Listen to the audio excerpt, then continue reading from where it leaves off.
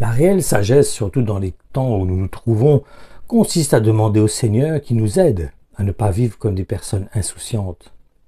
Et cela va nous demander de porter une attention particulière aux diverses alertes qui se trouvent dans l'Évangile. Comme ce reproche qui avait été fait à certains Juifs et qui se trouve dans l'Évangile de Jean, au chapitre 8 et dans le verset 43 qui nous dit « Pourquoi ne comprenez-vous pas ce que je vous dis ? Parce que vous fermez vos oreilles à mon enseignement. Vous êtes incapables de supporter mes paroles. » Je suis triste, vous savez, lorsque je vois certains commentaires dans mes publications du style « Dieu est amour, arrête de mettre les chrétiens sous la pression, parce que maintenant nous sommes libres en Jésus-Christ. » Ce n'est pas la liberté dont il est question dans l'Évangile. Le Seigneur a dit « Je vous donnerai ma paix ».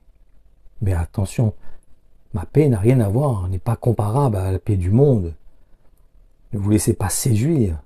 Comprenez que vous avez besoin d'être éprouvé, vous avez besoin d'être travaillé, vous avez besoin d'accepter d'être comme la poterie entre les mains du potier, de vous laisser façonner, d'être transformé à l'image de Jésus-Christ. Mais en réalité, vous savez, ce genre de chrétiens qui sont ce genre de réactions sont insensés. En effet, ils devraient plutôt considérer avec beaucoup d'attention tous les avertissements qui sont dans l'Évangile. Et du reste, ne pas y prendre garde est irresponsable, surtout pour des disciples de Jésus-Christ. En effet, soit nous sommes des disciples de Jésus-Christ, ou soit nous sommes en train de jouer avec le salut auquel Dieu nous a permis d'accéder. En effet, en ce qui concerne les disciples de Jésus-Christ, il n'y a pas de juste milieu. Soit nous sommes un disciple, soit nous ne le sommes pas. Et voyons justement ce que dit Jésus-Christ à ce sujet. Et ces paroles se trouvent maintenant dans l'évangile de Matthieu au chapitre 16 et dans les versets 24 et 25. Il nous dit « Puis, parlant à tous ses disciples, Jésus ajouta « Si quelqu'un veut être mon disciple et marcher avec moi, qu'il renonce à tous ses droits sur lui-même, qu'il se charge de sa croix et qu'il marche sur les traces de mes pas. En effet, celui qui est préoccupé de sauver sa vie ici-bas perdra sa vie véritable, mais celui qui acceptera de perdre sa vie ici-bas par amour pour moi, trouvera la vraie vie. » Et si c'est notre cas, dans ce cas, ne nous laissons pas séduire, car chacun d'entre nous aura à rendre compte pour lui-même. Et entre parenthèses, les chrétiens qui enseignent uniquement des paroles de complaisance, qui sont agréables, qui plaisent à tout le monde, sans transmettre les avertissements qui nous ont été laissés par le Seigneur, ceux-ci auront à rendre des comptes, et encore plus que tous les chrétiens en général. Parce qu'ils recherchent à plaire aux hommes plus qu'à Dieu, évitant ainsi de heurter les consciences. Maintenant, je vais vous laisser quelques avertissements qui se trouvent dans l'Évangile. Non pour vous faire peur, mais pour que vous preniez conscience que Jésus-Christ nous a laissé certains avertissements et qu'il serait donc plus judicieux de les lire avec attention. Et surtout, ne faisons pas la sourde oreille à ces paroles, comme celles qui vont suivre, comme si elles ne nous concernent pas. En effet, ne faisons pas l'autruche, mais parlons plutôt au Seigneur en lui demandant de nous aider pour affronter, pour faire face à ce qu'il attend de nous, de prendre le chemin resserré et ne pas prendre le chemin qui est large, qui est spacieux.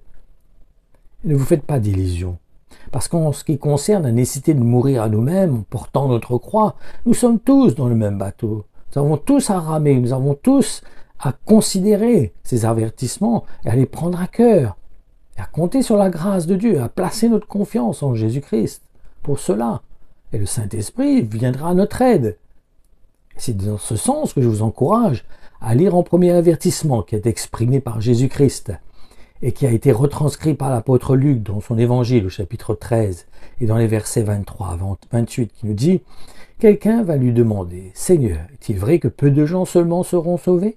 Il répondit en s'adressant à tous ceux qui l'écoutaient « Faites tous vos efforts pour entrer par la porte étroite, car je vous assure que beaucoup de gens chercheront à pénétrer dans la maison et n'y parviendront pas. Quand le maître de la maison sera entré et qu'il aura fermé la porte à clé, si vous êtes restés dehors, vous aurez beau frapper à la porte et insister en suppliant « Seigneur, Seigneur, s'il te plaît, ouvre-nous », il vous répondra « Je ne sais ni qui vous êtes, ni d'où vous venez. » Alors vous direz « Mais nous étions à table avec toi, nous avons mangé et bu sous tes yeux, tu as enseigné dans nos rues. » Il vous répondra, je vous le répète, je ne sais vraiment pas d'où vous êtes. Allez-vous-en, vous tous qui commettez le mal. C'est là qu'il y aura des lamentations et d'amers regrets. Quand vous verrez Abraham, Isaac et Jacob et tous les prophètes dans le royaume de Dieu, tandis que vous-même en serez exclus. Lisons maintenant les versets 40 à 43 qui se trouvent dans le chapitre 13 de l'évangile de Matthieu. Donc, comme on arrache la mauvaise herbe et qu'on la ramasse pour la jeter au feu, ainsi en sera-t-il à la fin du monde. Le Fils de l'homme enverra ses anges et ils élimineront de son royaume tous ceux qui incitent d'autres à pécher et tous ceux qui contreviennent à l'ordre de Dieu. Ils les précipiteront dans la fournaise ardente où il y aura des lamentations et d'amers regrets. Alors, ceux qui se seront attachés à Dieu resplendiront comme le soleil dans le royaume de leur Père. Que celui qui est capable d'écouter s'efforce de bien comprendre ce que je viens de dire.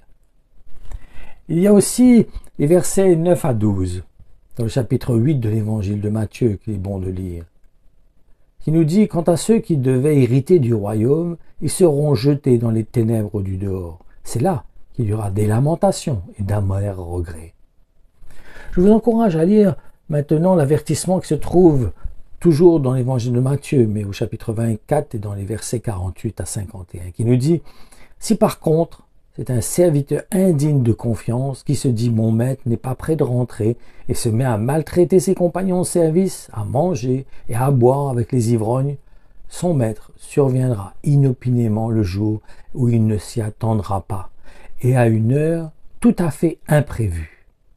Il le punira très sévèrement en le traitant comme on traite des hypocrites. C'est là qu'il y aura des lamentations et d'amers regrets.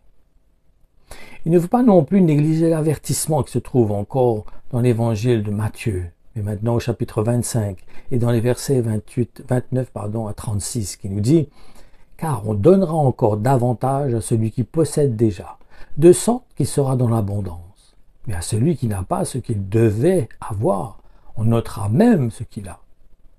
Quant à ce bon à rien de serviteur, jetez-le dans les ténèbres du dehors. Il y aura des lamentations et d'amers regrets. Quand le Fils de l'homme reviendra dans la gloire, escorté de tous ses anges, il prendra place sur son trône de gloire. Tous les peuples de la terre seront rassemblés devant lui. Alors, il les partagera en deux groupes.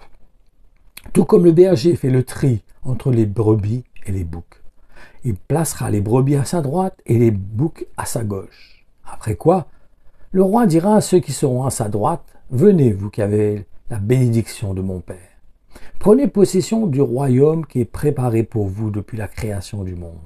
Car j'ai souffert de la faim et vous m'avez donné à manger. J'ai eu soif et vous m'avez donné à boire. J'étais un étranger et vous m'avez accueilli chez vous.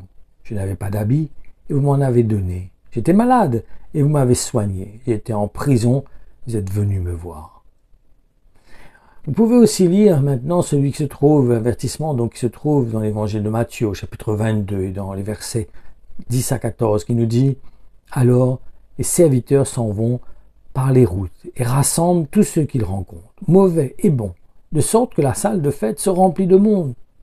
Le roi entre pour examiner l'assistance. Il aperçoit là un homme qui n'a pas d'habit de noces. « Mon ami, lui demande-t-il, comment as-tu pu entrer ici sans être habillé comme il convient pour un mariage ?» L'autre ne trouve rien à répondre. Alors le roi dit aux gens de service « Prenez-le et jetez-le pieds et poings liés dans les ténèbres du dehors, où il y a des lamentations et d'amers regrets. Car beaucoup seront invités, mais ceux qui sont admis sont peu nombreux. » Vous pouvez dire aussi ce qui est exprimé par l'apôtre Paul dans la lettre qu'il a écrite aux Éphésiens, dans le chapitre 5 et les versets 5 à 6, qui nous dit « Car sachez-le bien, ni vicieux, ni indécent, ni avare, qui idolâtre son argent ne saurait prétendre à un héritage dans le royaume du Christ et de Dieu.